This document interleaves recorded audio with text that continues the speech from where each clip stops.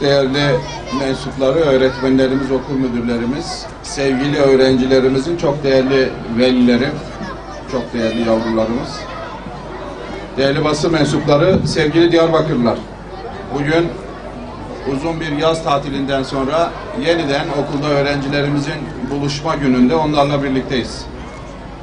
2013-2014 eğitim ve öğretim yılı başta Diyarbakır olmak üzere ülkemize, çocuklarımıza, insanlığa hayırlı ve uğurlu olsun. Hepinize başarılar diliyorum. Çocuklarımızın gözlerinden öpüyorum. Bizim inancımız okumaya çok önem veriyor. Birinci ayet biliyorsunuz, okudur.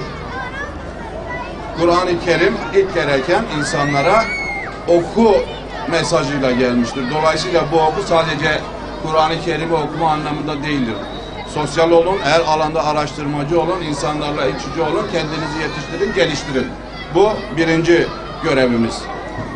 Yine özellikle velilere şu görev düşüyor. Velilerimizin, anne babaların en önemli işi bu çocuklarını geleceğe hazırlamaktır. Bunu nerede yapacaklar? Hem kendi işlerinde yapacaklar, hem sosyal çevresiyle yapacaklar, hem de okul ile olan ilişkilerinde yapacaklar. Biz şunu çok iyi biliyoruz. 3 insanın defteri kapanmıyor. Bu defterler ileriki dönemlerde yaptıkları icraatlara göre ya müsbet ya da menfi anlamda deftere sevap ya da günah yazdırıyor. Bir tanesi eser bırakan insan. İkincisi ilim üreten insan. İnsanlığa faydalı araştırma yapan, kitap yazan, eser ortaya koyan insan. Üçüncüsü de evlat yetiştirmektir. Eğer siz çocuklarınızı iyi yetiştirir, sizden sonra faydalı işlerle uğraşırlarsa sürekli sevap defteriniz açık olarak oraya o çocukların işledikleri sevaplardan paylar gelecektir. Ama eğer çocuklar iyi yetişmemiş ise tabii ki onun bedelini de siz burada olmasanız bile ileriki biz inanıyoruz ki bunun hem bu dünyada hem öbür dünyada bedeli vardır, orada ödenecek. Burada öğretmenlerimize de önemli görev düşüyor. Öğretmenlerimizden tek bir isteğimiz sevgiye dayalı bir eğitim istiyoruz. Çocuklarımıza şefkati hiçbir zaman eksik etmeyeceğiz. Bu bizim kendi öz yapımızda zaten var. Ben buradan sizleri fazla daha bekletmeden ders zilini çalalım. Çocuklarımızı sınıflarına alalım. 2013-2014 eğitim ve öğretim yılını hayırlı ve uğurlu olması dileklerimizle hep beraber başlatalım diyorum. Çocuklarımıza bu yeni dönemde sağlık diliyorum önce. Hepinize başarılar diliyorum. Hepinizin gözlerinden öpüyorum. Hayırlı ve uğurlu olsun.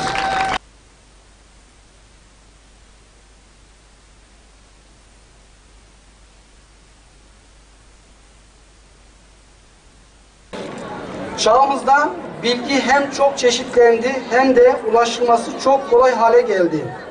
Hızla gelişen ve değişen bir dünyada yaşıyoruz. Teknolojiyi ve iletişimin gelişmelerini olumlu değerlendirip olumsuzluklarından uzak kalabilmek iyi bir eğitimle sağlanır. Gelecek eğitimle biçimlenecektir. İşte bugün hep birlikte öğrencilerimize eğitim kapılarını açıyoruz. Kıyafetiniz var. Yeni eğitim yılı hayırlı olsun. Tabii burada anneler, babalar da çocuklar kadar heyecanlı, onu da görüyorum. Şimdi artık ne kadar öğrenciler çalışırsa onun anne babalar da çalışıyor. Sizlere de başarılar diliyorum. İnşallah emekleriniz boşa gitmez. Güzel yavrularınız iyi bir şekilde yetişir. Hem sizlere hem bizlere faydalı birer evlat olurlar diliyorum. Önce sağlık diliyorum. Yeni eğitim yılı hayırlı olsun. Selam selam.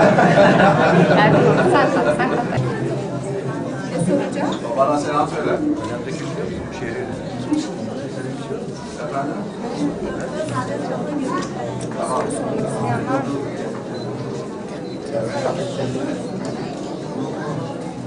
Gördüğüm kadarıyla her şey yolunda.